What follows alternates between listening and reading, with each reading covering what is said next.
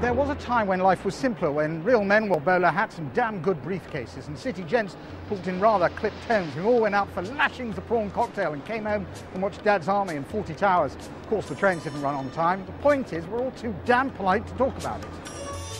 As a country, we weren't terribly big on choice. There was only one telephone company, one rail network, and indeed only 3 television channels. Didn't do us any harm. In fact, that was the joy of the 1970s. Excuse me.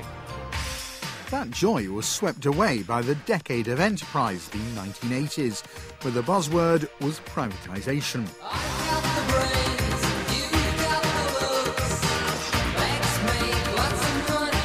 The Tories said it would improve competition, leading to better services, while giving them extra cash to spend on tax cuts. There was a mad dash for shares in British Telecom. Then came the privatisation of British Gas in 1986 with an intensive advertising campaign. If you see Sid, tell him. British Airways and the Airports Authority followed in 87. This investment expert remembers the excitement of those big sell-offs. Well, suddenly the whole structure of the market had changed. From being a cosy club, now you actually had the public involved. Remember the advertising campaign, tell Sid to go and buy his shares.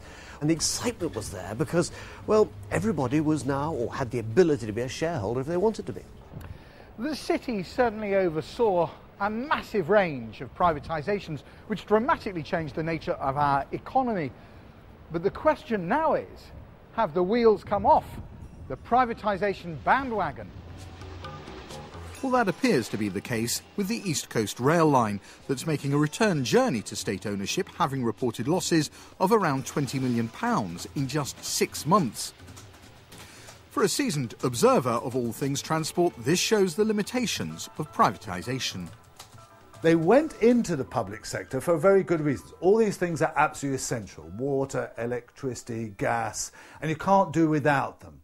And the companies, therefore, know they can't go bust. You can do without Coca-Cola, you can do without Mars bars, you can't do without gas and water and indeed the railways.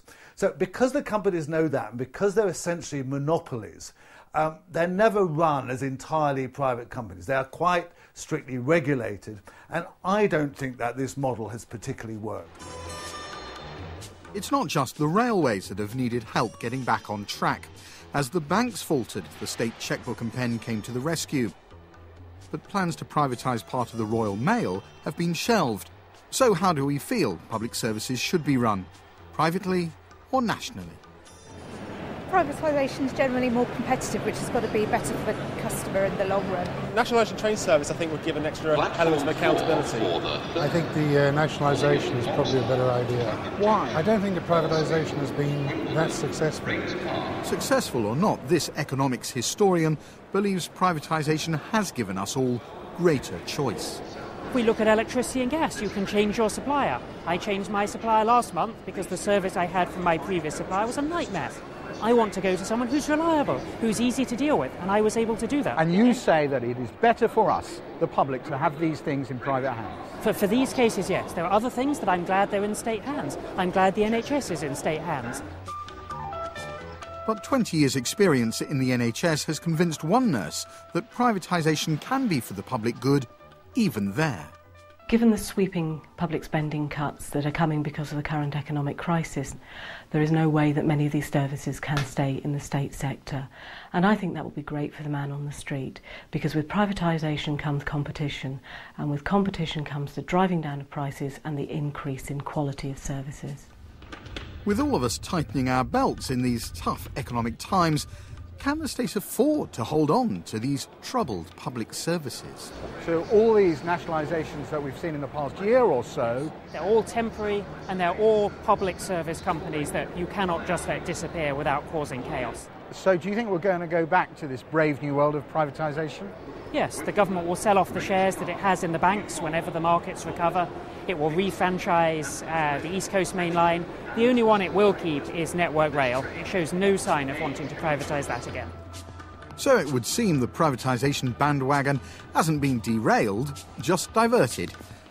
So, if you see Sid, tell him.